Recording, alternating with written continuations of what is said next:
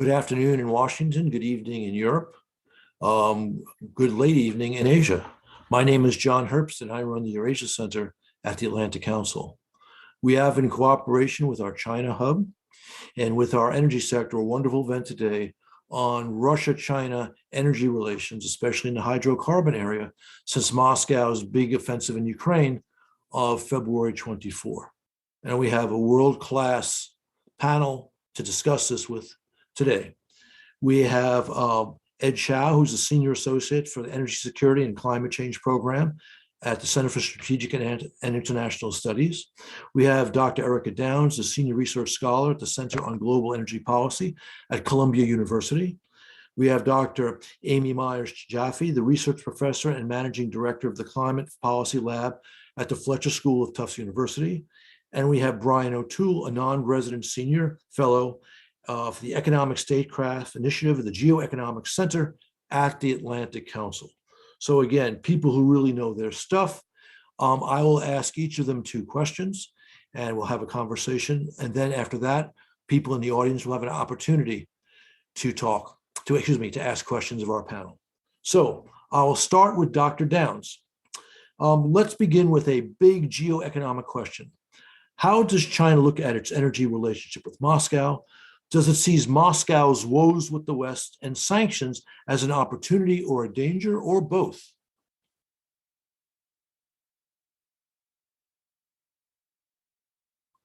Sorry.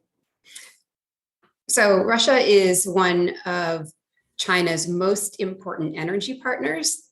Last year, Russia was China's second largest supplier of crude oil, second largest supplier of coal, and third largest supplier of natural gas, and that's LNG and pipeline imports combined. Moreover, Russia arguably has done more than any other country to help China diversify not only its sources of supply, but also its energy import routes. And that, of course, has been done by the development of cross-border oil and natural gas pipelines, as well as the development of LNG export facilities in Russia's high north.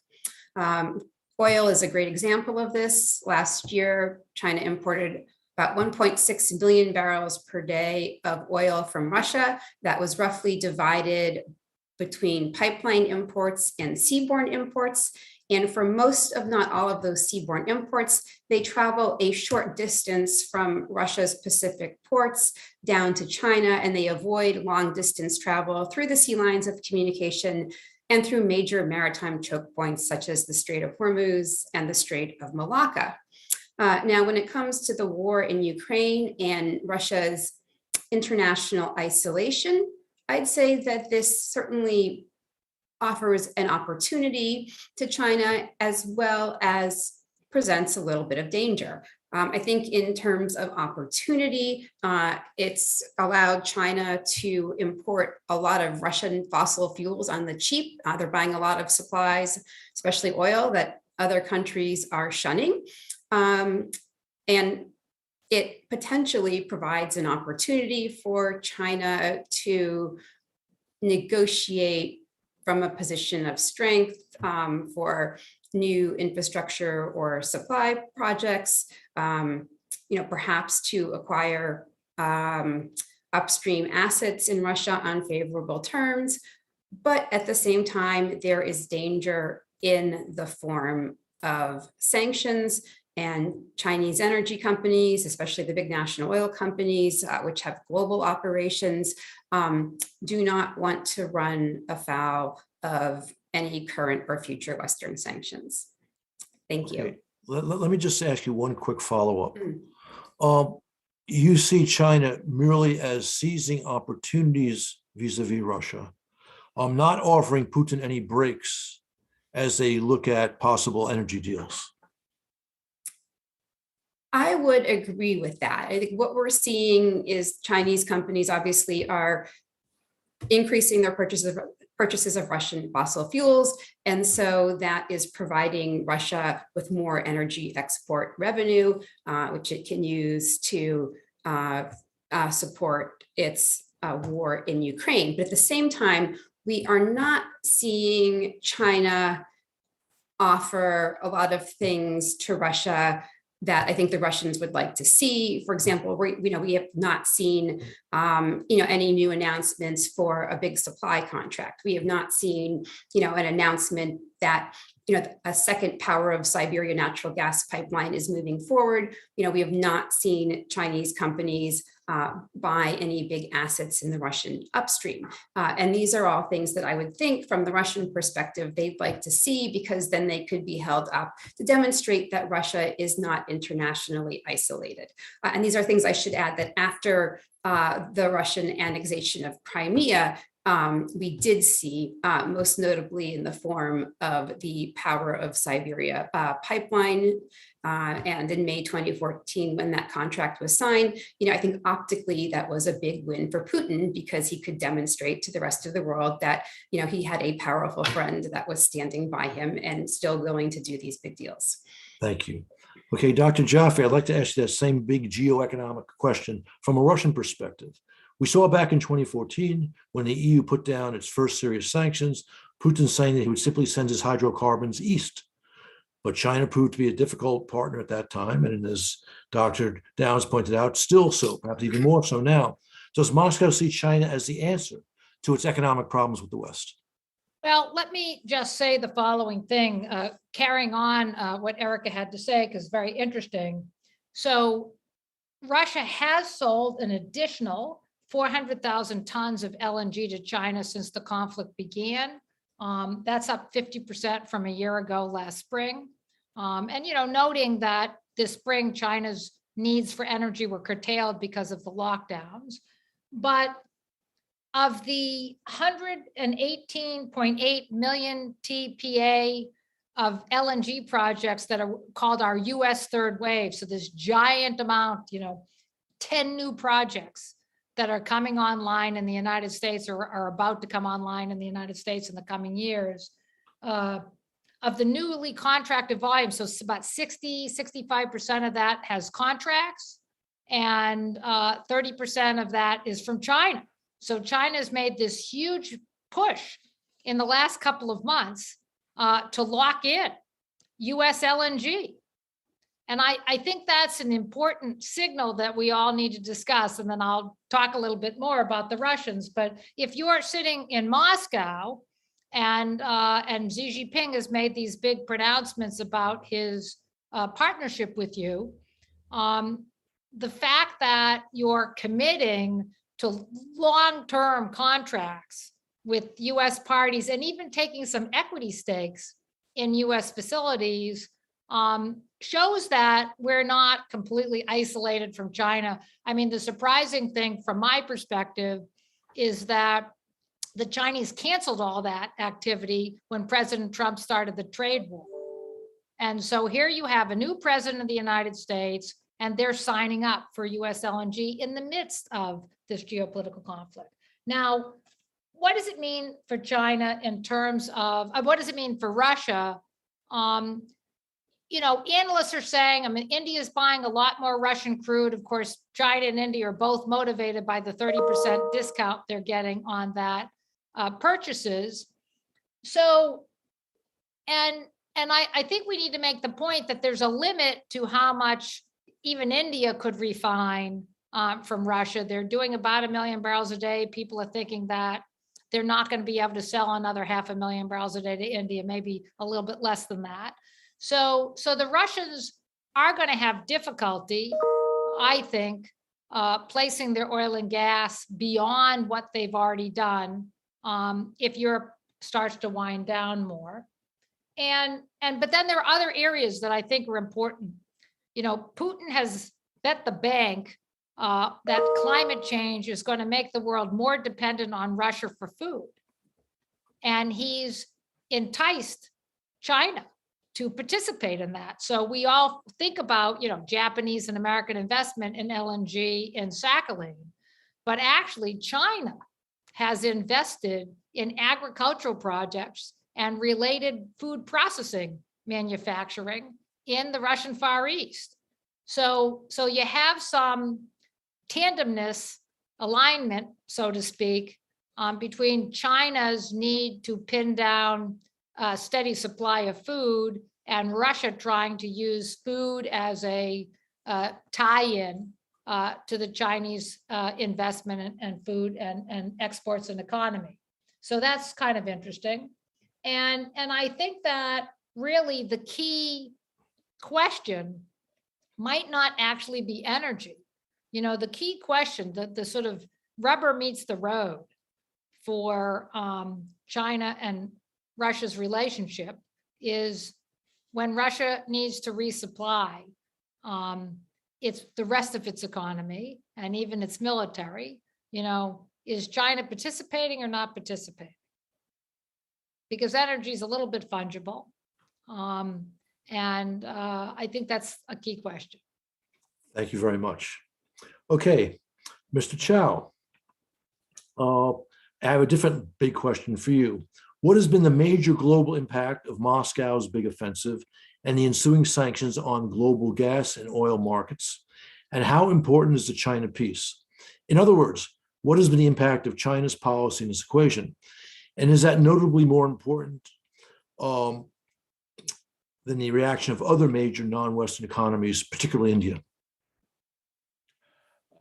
Thanks, John, for that question. I have to say, first of all, that Russia's mass attack on Ukraine is a major geopolitical event, obviously, but it will have a seismic impact on the global oil and gas economy, I think. People forget the 1973-74 Arab oil embargo only lasted 5 months, and it had a major impact. We're not quite 5 months into this war that started on February 24th, and we have no idea when or how it's going to end. So I think it's a little early to be completely sure about what the long-term impact would be. But my feeling is that this may be bigger than the 2 price shocks of the 1970s.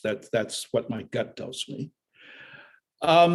So you have to look at kind of some basics in the relationship. Up until a couple of years ago, 2-3 years ago, for different reasons, I used to go to China and Russia regularly. And that stopped for different reasons, among other things, COVID for China. But when you go there, you're constantly hearing colleagues from both the Russian and Chinese industry tell you how disappointed they are with the other side, where the Russians complaining about the Chinese or the Chinese complaining about the Russians. Russia is the largest exporter of oil and gas combined. China is the largest importer of oil and gas combined. It is natural that they would have a relationship. But it hasn't been really a great honeymoon period for them, even before the war started. And the war will only make it a lot more complicated going forward. I mean, what's interesting, yes, Chinese oil imports from Russia went up, as Amy pointed out, but that was at a big price discount. It was almost Chinese obligation to take advantage of Russia needing to move barrels to markets outside of Europe. But the big story is really India, going from close to zero to about 1 million barrels per day. So in percentage terms, the story is much more about India than about China. As Amy also pointed out, if the Chinese look at the European situation and you ask yourself, well, how dependent do you want to be on Russia for your future oil and gas supply? Diversification may be a good thing.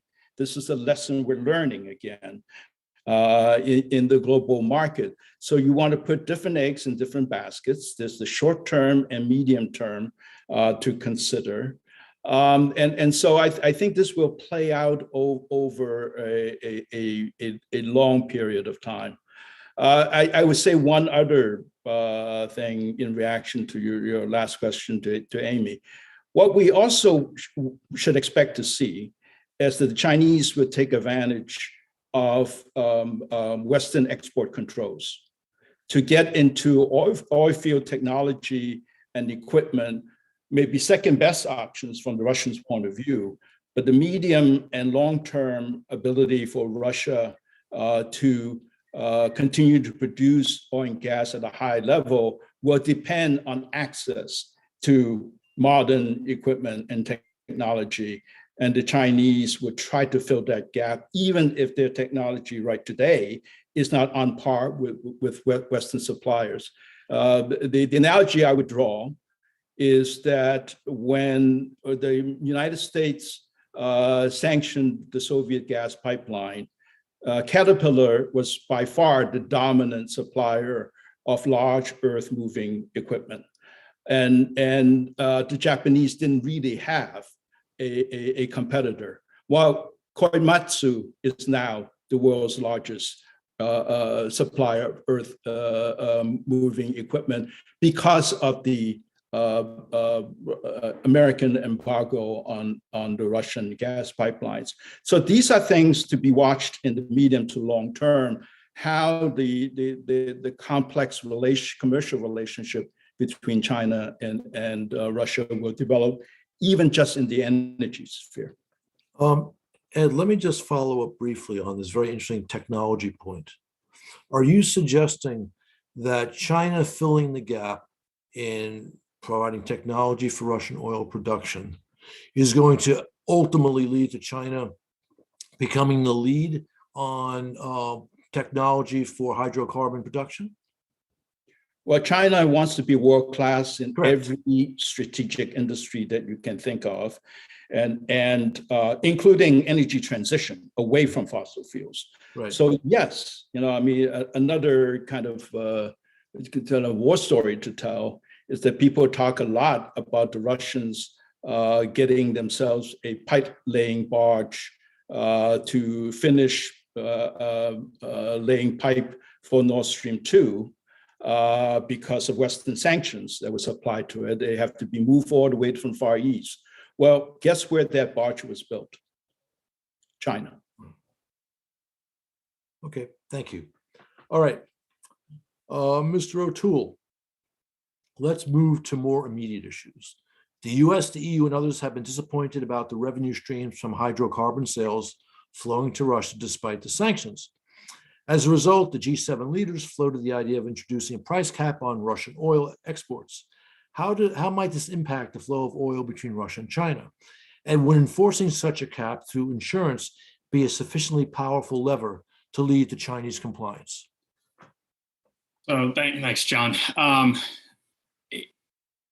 I will start off by saying I am not a fan of the price cap idea. I think, broadly speaking, getting too clever and, as Elliot Cohen put it in a piece for The Atlantic the other day, too elegant with policy is rarely a winning strategy. The price cap idea strikes me as something that's very academic, very interesting. Ultimately, I think implementation will be next to impossible to achieve the goal, which is denying Russia revenue, while at the same time preserving Russia's ability to keep product on the market, right? Because it's not just the goal of denying that revenue, it's also keeping the supply up there so that prices can come down, or at least stabilize a little bit for the West. And I think fundamentally that messing with a market, imposing an artificial price cap where there's no clear or understandable enforcement mechanism, where there's likely to be cheating by China and India, and then questions about how that price cap would be enforced against countries like that, is going to cause supply to be questioned anyway in an already tight market. One of the reasons that Russia's taking a 30% discount on its Urals crude right now and other exports is because there are questions about Russia's reliability as a long-term supplier. If there are questions that increase about the reliability of those supplies, given the uncertainty around the enforcement mechanisms of this price cap idea, I think you're going to have some of that market effect that the Western governments do not want to see, that they're explicitly trying to game out a solution to, even if there's a corresponding decrease in some of Russia's intake of revenues by, whatever delta China would go underneath what they're paying today as compared to this theoretical price cap idea. So I think it's kind of fraught with peril, as are, frankly, almost all ideas about denying Russia revenue from its energy exports. And so I think to a certain degree, the planning has to center around figuring out how to manage both of those things, but understanding that anything they do to deny Russia revenue from its energy exports is likely to roil markets even further and cause some increases in price. And so they've got to combat that in different ways. I'm just not sure, if you think about it from an economic optimization perspective, I don't think you can optimize that equation very easily. All right, thank you. Okay, Dr. Downs, would you please give us a lay of the land for the China's energy landscape in the post-invasion period? How have Chinese energy prices and energy security been affected by the Kremlin invasion, the new invasion? And what energy policies had Beijing adopted in response to the invasion? And how do you see the problem of Chinese compliance with sanctions? So I'm going to start with energy security. Please.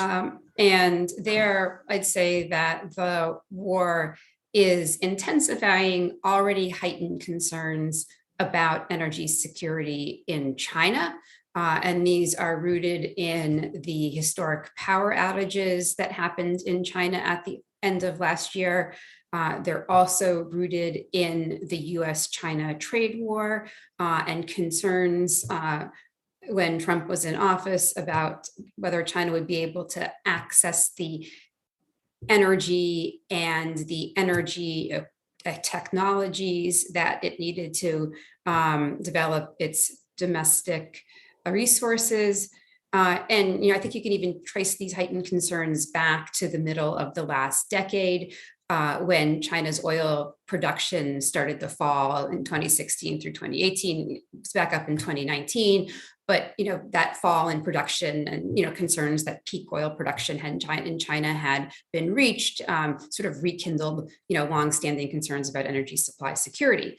And then I want to build on one of the points made by Ed and Amy to say that diversification has long been a hallmark of China's approach to energy security.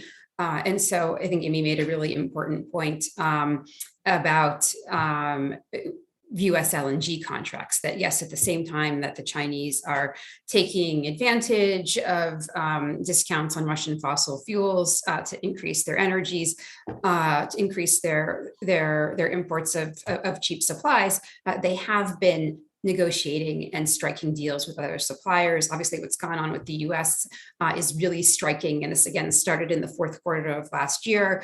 A lot of contracts were signed, but the signings have continued since the war was started. And in addition, there have also been reports about Chinese companies negotiating with Qatar, another really big natural gas supplier. So I think certainly with supply diversification, even as China looks to continue to take advantage of these price discounts on Russian fuels, long term, I think the war has underscored, for China, that diversification is the right, the right strategy. And that applies not just to imports, but I've also seen commentaries by Chinese analysts in which they say, we really, need to rely more on domestic resources. And that basically means given, the limited amount of oil and gas in the ground in China, that's going to mean diversifying the energy mix, more towards cleaner fuels. And then I think when it comes to sanctions, it's important to realize that there is a bit of a gap between rhetoric and practice in China. The rhetoric, of course, is that China does not support Western sanctions. It's not going to participate in them. and that, business as usual is going to continue. And, statements to this effect were made by Chinese officials, in the early days of the war. But if you look at Chinese energy companies, as I mentioned earlier, I think especially for, the really globalized ones, there are real concerns about running afoul of, current and, any potential future sanctions. And so, I see these companies basically, sort of doing what they can, taking advantage, for example, of the cheap fuels, but being very careful not to do anything to run afoul of Western sanctions. And again, that has to do with their global operations. Thank you. Okay, Dr. Jaffe, could you please give us a rundown of the state of the Russian energy complex? And again, since the February 24 offensive in Ukraine, and how will Russian oil and gas enterprises fare without access to foreign capital expertise? Over the long term, what is the outlook for the Russian energy sector in your view? So, we always parse, short-term versus long-term. I mean, Rosneft, which is the flagship Russian oil and gas company's production is up since the conflict, significantly. So there is this sort of sense, they had the St. Petersburg summit. There is this sense that, we're bucking sanctions and everything's fine. But I do think there's some warning signs. And I found Dr. Chow's comments, pretty interesting in terms of, China's service industry, which is a big service industry. The Chinese have a big oil and gas service industry, and they could certainly be deployed into Russia. I think the challenge is the US service industry was extremely involved in the LNG business of both Yamal and Sakhalin. And that's patented technology. The equipment is mostly controlled by the Western companies. And I think that the Russians will actually have difficulty, if anything breaks, so to speak. I think that it will be difficult for them to find other suppliers and assistance. So that remains to be seen. I think that's an area which over the long term, the LNG industry in Russia is going to have more difficulty progressing without the Western firms. In sort of oil field world, there's certain things that the Russian industry has been handling themselves for years. There are some a lot of the companies were sort of digitizing, which is modernizing operations, and you're going to see more, because some of those technologies are dual use, you're going to see more restrictions. And then that raises the question, well, if it's a restricted technology, especially chips, but even going beyond that, it's a restricted digital technology, how do the Chinese fare when it comes to not or yes or no participating in complying with Western sanctions? And then the other thing I'd mention is there's been conflicting information about whether Russian oil and gas production is up or down. I think it's fluctuated. But one of the interesting aspects of that is that the reports for the latest month are that production itself was up, and people are pointing to Rosneft's progress, but exports are down. And one of the reasons that exports are down is that the Russians need a lot of diesel fuel, both for the domestic economy and for the war. And so a lot more oil, another 500,000 barrels a day or so, is staying inside the Russian economy. So you're not seeing as much exports. It's hard to know what's chicken and egg, but it's being reported in the expert community as the Russians actually needing it for themselves. Thank you very much. I'd like to remind the audience that we have a question section, and we'll be coming to the audience questions in about 10 minutes. So please add your questions to the list that's already there. All right, Ed, how are Chinese oil companies in their downstream and upstream segments responding to the crisis? Chinese annual domestic liquids, crude oil plus condensates plus NGLs production rose in 2021, according to the BP Statistical Review, and might crack 4 million barrels a day for the first time since 2015. In the wake of the invasion, how hard are Chinese companies pushing to expand domestic crude oil production? Chinese shale production has traditionally been restrained by geology, population density, limited water availability, and poor pipeline connectivity. Are Chinese oil and gas companies and their political masters considering expanding domestic natural gas production and connectivity to improve energy supply? That's a mouthful, but I'm sure you can handle it. Well, let me maybe address the last question first, since it's Okay. much simpler. No one in China thinks they're going to be self-sufficient in oil and gas anytime soon. I mean, that's just physically impossible, because demand has grown so much in the last 20, 30 years. No, they're lucky to be able to stabilize domestic oil production, and that's mainly by the government applying a price floor when the global price of oil is low, in order to support the domestic companies and their domestic production. Well, production is higher because price is higher. I mean, that's true around the world if you're not under sanctions. So, the fact that there's a slight recovery, I don't give a lot of credence to what that means in terms of China's oil and gas import reliance, and therefore vulnerability. I think that is uppermost in Chinese policymakers' minds.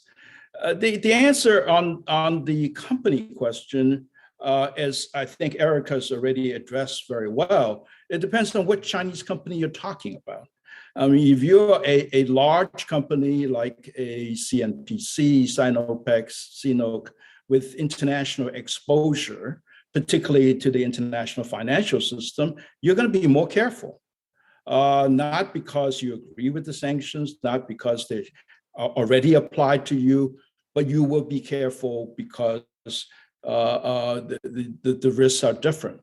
But if you're a teapot refinery in Shandong province, and someone is selling you oil for a $30 per barrel discount, you buy it because you don't have that international exposure. The other point I would make is that oil always move at the right price.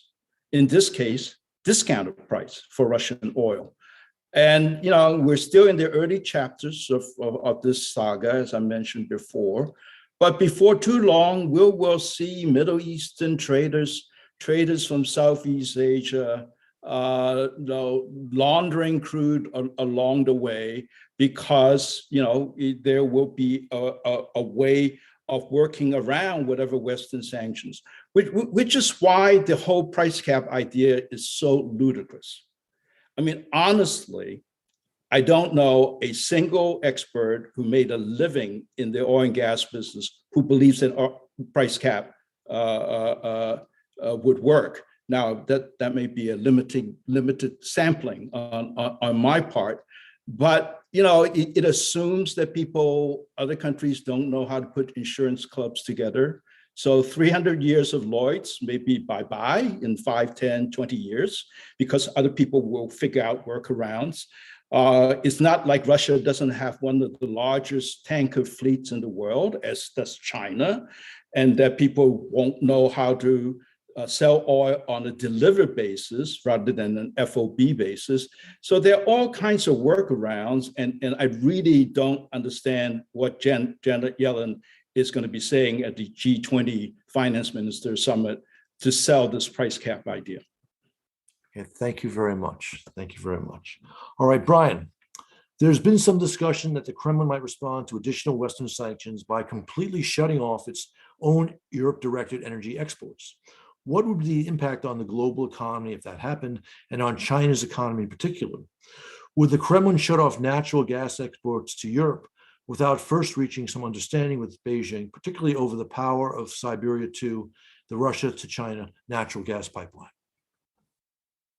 I mean, I think it's entirely likely that Putin plays a little bit of a game of chicken with the Europeans, given the sixth sanctions package is still not in place, which is the one that promises an end to seaborne imports of oil and a lot, in particular, Germany trying to get itself off of Russian natural gas by the end of whatever time frame they set out. But in any event, right, Europe has come out and said once that package is implemented, we're going to start cutting back. At which point, I think, the already curtailed supplies from Russia may dry up, especially for natural gas, which is a much lower component of Russian revenue than oil is for kind of national budgeting purposes. Insofar as how that impacts or has an impact on the relationship with China, I think others here have captured it well, which is that China is likely to be opportunistic, as they often are in the relationship with Russia. I think there is some strategery, as it were, in that relationship between Moscow and Beijing about kind of public messaging against the West.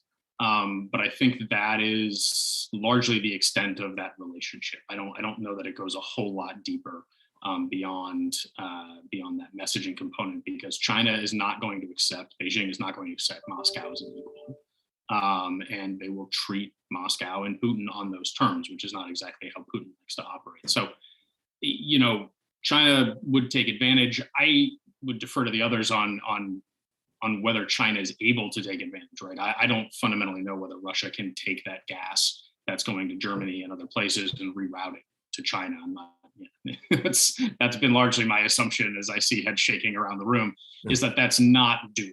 So Russia takes a short-term budget hit essentially, which it may be able to stomach, given that its revenues this year are above what they were last year, even despite the reduced supply in the market from them and a 30% price cut.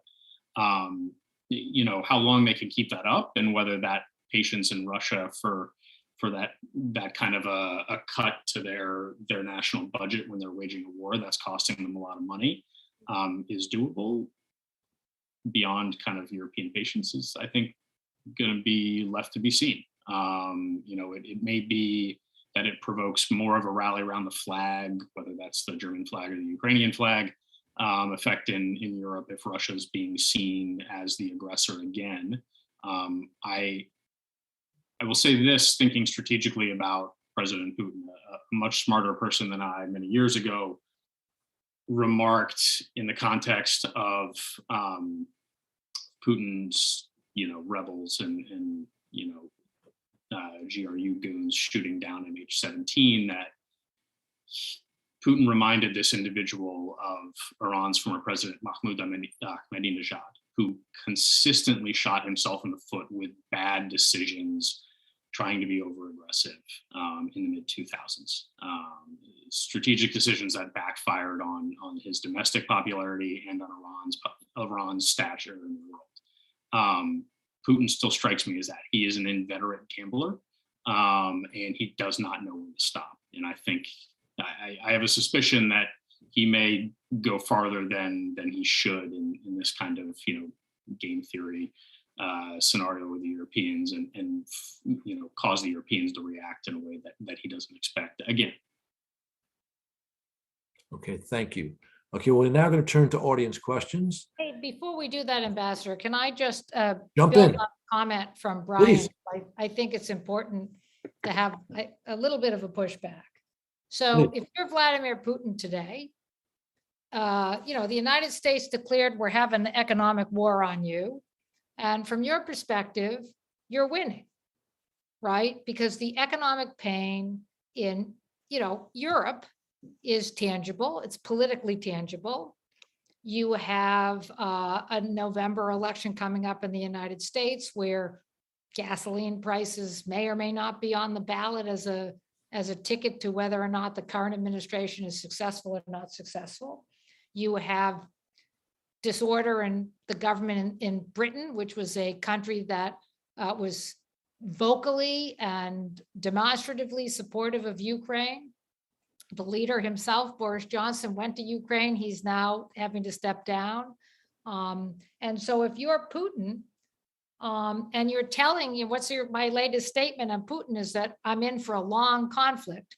And you have these articles coming out, these sort of placed articles about how the Russian military is now on board with a long war. We're moved away from the language of this quick, it's not an invasion, right? I forget what word they use, but anyway, we're now talking about Special military operation was the phrase. but we're moved away from the special military operation. Now we're talking openly about this long war. And I think the design of that is to say, you're all suffering from high energy prices, and we're gonna have a long conflict. And as long as we're having this conflict, you're not going to be able to get the price of oil and gas down. And so it's going to be more painful for you than it is for me. And the fact that we came up with this, I agree, stupid idea of a price cap, which we used to have old oil, new oil classifications in the United States. And it was just a way for trading companies to make lots of money reclassifying things corruptly. If you're Putin, it's working for you because no one has the gumption to stop buying your oil and gas, truly, and that was actually buying it. And you're selling a little bit more to China and India, so you're making them a little bit more dependent on your future. And if you're China, you have this benefit that the West and NATO is all tied up with the Russians. And so therefore we can't think about our Pacific pivot, or maybe we're still thinking about our Pacific pivot, but from China's perspective, it's again, more complicated for us, the same way Iran made it more complicated for us. And then I'm Putin, and I can rattle it around and make you be frightened that I'm going to activate the Iranians too and make a double, some kind of doubled up crisis. So I think if I'm Putin and I'm assessing where I am at this point, I'm ahead, I think, if I'm Putin.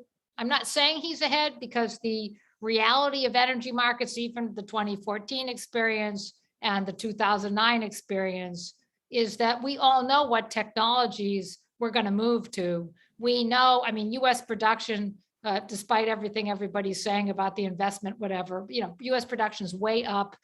Permitting in New Mexico apparently had a 5-fold increase over the past year, even over the high rate it did in the last year of the Trump administration, when people were stockpiling permits to make it through the Biden administration. So, you're facing what, my book, Oil, Dollars, Debt, and Crisis. I always say to people, it's a cycle, it's a cycle, it's a cycle. So you have a war, there's a disruption, demand's inelastic, nobody can adjust. But then eventually people adjust, and those adjustments become permanent. And that could be just, more electric cars in China, the US, and Europe. That adjustment could be more renewable energy. That adjustment can be more energy efficiency through digital technology. None of that's happened yet because, people are just panicking, but that will eventually happen. And if you combine that with a global recession, which I'm sure from Putin's perspective is just spreading the pain away from me onto the rest of you, demand for oil could go down permanently, or at least sharply, for some period of time. And then the long-term outlook for Putin won't look quite as positive as it does now. Yeah, I think it can be hard sometimes to disassociate the narrative inside of Russia, which is, it's easy to be a propagandist if you control all the free and media outlets, right? It's, the Russians get a lot of credit for this abroad, and, they do a reasonable job, but I think people overestimate just how good the Russians are at this. They just do it because they don't care, and they have no pushback internally, right? They've thwarted that. In terms of like Western elections and things, it's hard to see either the British turmoil right now or the US election in November changing policy, right? And even if the Republicans take both houses of Congress here in the United States, there's still going to be an administration that's executing on a plan that's broadly accepted in members of Congress, with the exception of a few on the fringe. I'll refrain from the modifier in front of fringe that often comes out. But, those things I don't think are going to change, right? If you think about what maybe Putin's greatest success, as it were, and not trying to kind of overblow the Russian role in all of this. But the election of Donald Trump should have been a much bigger event for him than it was, and that was seen broadly around the world as a huge victory for kind of Russia's propaganda efforts, et cetera, whatever weight you place on any of that. It didn't really work out that well for Putin. And, they have peddled this narrative since 2014 about the sanctions are hurting you more than us. It's garbage, complete garbage. They're going to hit a 10% contraction at least this year economically. The middle class is getting vaporized in Russia. The most insidious of these sanctions is going to be the Commerce Department stuff that is going to take a longer time to kick in, but will be much more effective over the long run because it will essentially deny technology to Russia. They're back in 1982 Soviet times, and that's not going to be a lot of fun for them, especially when you layer on the banking sanctions, because it's not as easy to get around it. Now, there's of course going to be leakage, and Ed's talked well about that, but I do think that as people look at these narratives, understanding what the real effect is versus what the headlines are is really crucial. Thank you. Okay, let's turn to audience questions.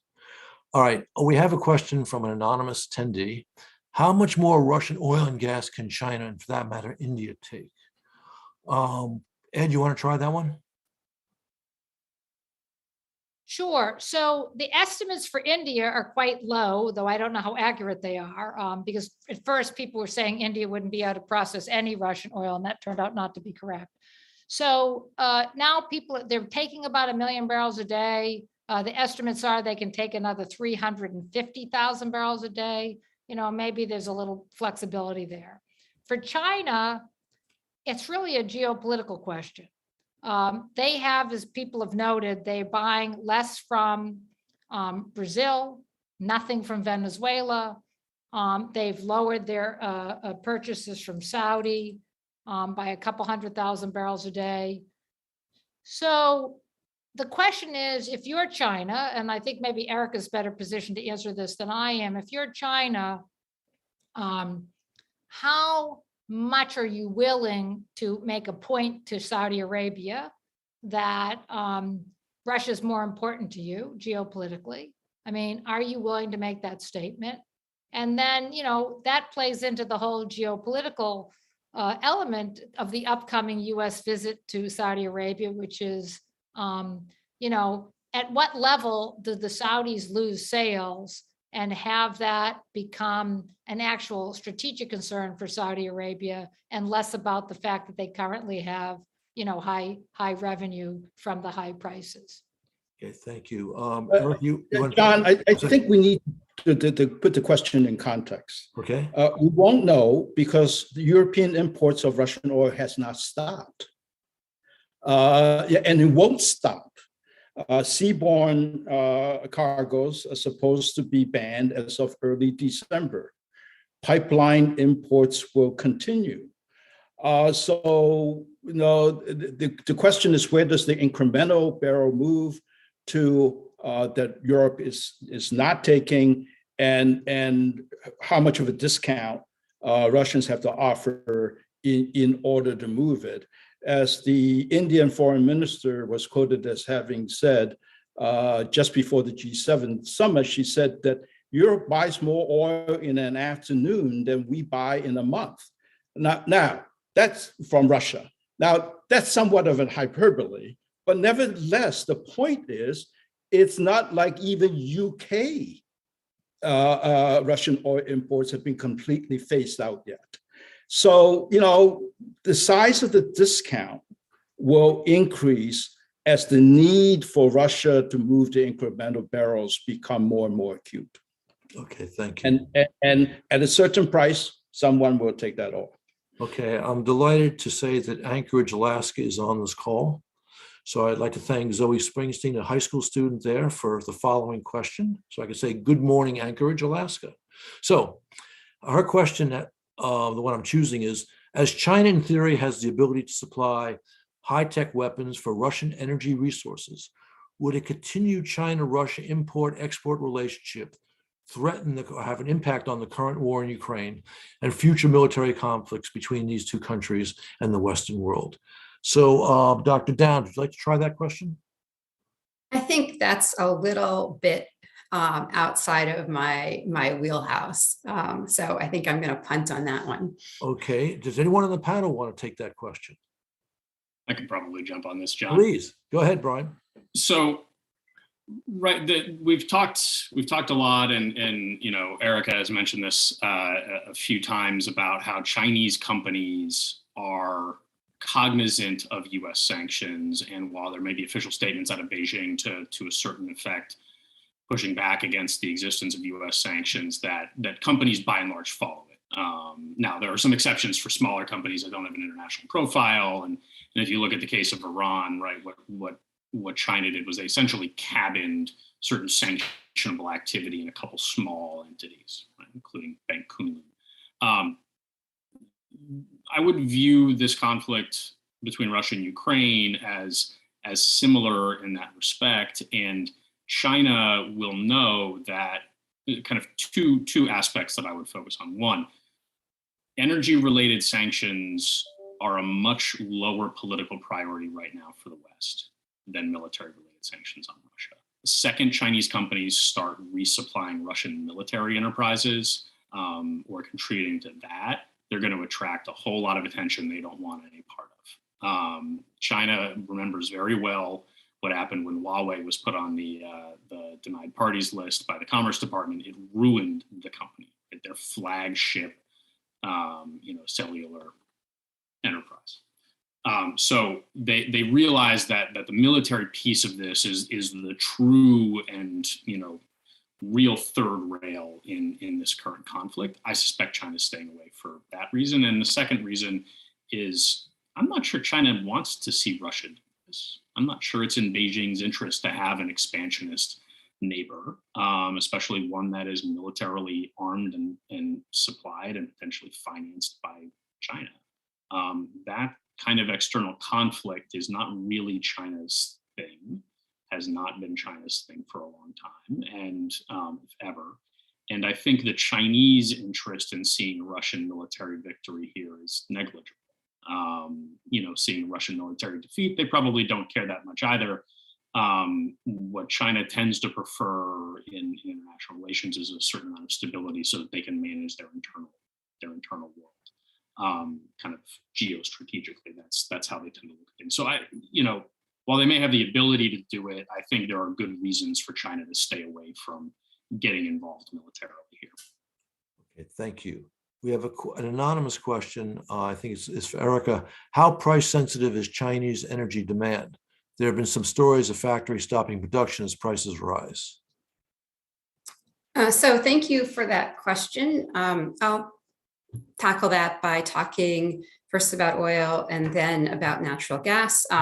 When it comes to oil, China adjusts its diesel and gasoline prices every 10 working days in line with fluctuations in international crude prices, unless crude prices are trading below 40 or above 130. And so in that sense that, as long as you have oil, so during this conflict, as prices, have been rising up, it is something that consumers have been, that motorists, have been feeling. And in terms of natural gas, right now, and over the past few months, we've seen that LNG prices, LNG spot prices, have actually been much higher than Chinese domestic gas prices. Which are state set, but don't fluctuate, in line with, different global gas prices, the way that crude oil prices do. And so, because of that, we are seeing, Chinese consumers, Chinese factories, using less gas. And I think there may have even been some reports about, some switching to other fuels because gas was so expensive. So I will stop there. Okay, thank you. We have a question, and forgive me if I mispronounced your name, from Sabine Slashvers. for Ed. Can you elaborate on what the alternative is to the price cap option? Actually, I did at an Atlantic Council webinar exactly 4 weeks ago, Okay. chaired by Dick Morningstar, where I proposed the West applying a import tariff on Russian oil rather than setting a cap. The objective, as with the cap, is to increase the discount under which Russia has to move its incremental crude supply. The advantage of a Western imposed import tariff is that it's completely within our legal control. There's no need to apply secondary sanctions on other countries, which are difficult, particularly when there's no UN mandate for it. And it's very hard to enforce. So that's been my proposal. It's also written up at a CSIS commentary last month. You can go to the CSIS website and look for it. If I might, John, just add a couple of points to what the previous discussion. One factor that I'm sure Brian knows, but he didn't bring out, is that China was Ukraine's largest trading partner. Chinese trade with Ukraine was greater than German trade with Ukraine. It was greater than Polish trade with Ukraine. I mean, it's only exceeded by EU as a bloc. So, you know, China had equities in Ukraine that's been over-toppled. So if you look at a Chinese point of view and looking at Vladimir Putin, you know, what are the things the Chinese particularly dislike? So here's the guy who's unpredictable, unreliable, and in the first few weeks of the war, incompetent in pursuing his policy. So what kind of partner does he make in the long run? So the picture is not one-sided from a Chinese point of view, looking at the Russian-Ukraine dynamic. And I agree with Brian that the Chinese neither desire a Russian victory in Ukraine, nor does it desire a total defeat of Russia, particularly in Western hands. Okay. And I would add to the alternatives to the price cap discussion. We had a good back and forth in a published piece of the Atlantic Council a week and a half ago, that another option is cutting off usable revenue, right? So with India importing, 1 million barrels a day, Russia has no use for 100 or 1 million barrels a day worth of Indian rupees.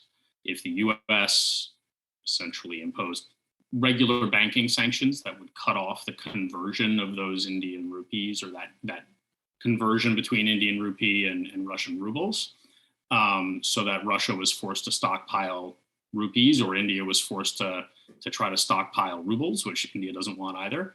That would, not necessarily take Russian supply off the market, but it would make the revenue from that supply useless because Russia wouldn't be able to use it. Most transactions that convert currencies, and this is especially true for India, most transactions that go between currencies come through the US dollar at some point in the transaction, right? US, they do statistics on this. It's something like 80%, and Wally Yadiyama, the Deputy Treasury Secretary, cited this a long while ago at the beginning of this conflict. Something like 80% of all currency exchange transactions in the world are dollarized. They go through the dollar. So there is a way for the US to get in the middle of it. And, this is kind of my preferred approach. I think it has the least impact to markets and to potential Russian supply. Let Russia stockpile Chinese yuan and Indian rupees. Who cares? Don't let them convert it into dollars or euros and they won't be able to use it. All right, Brian, thank you very much. So we're already 1 minute past the deadline. So I'd like to thank all of our panelists for a very, very good discussion. And thanks everyone for tuning in. We'll be doing a similar event to this 2 weeks from now on India and Russia and the energy problem. Thank you all very much. Okay.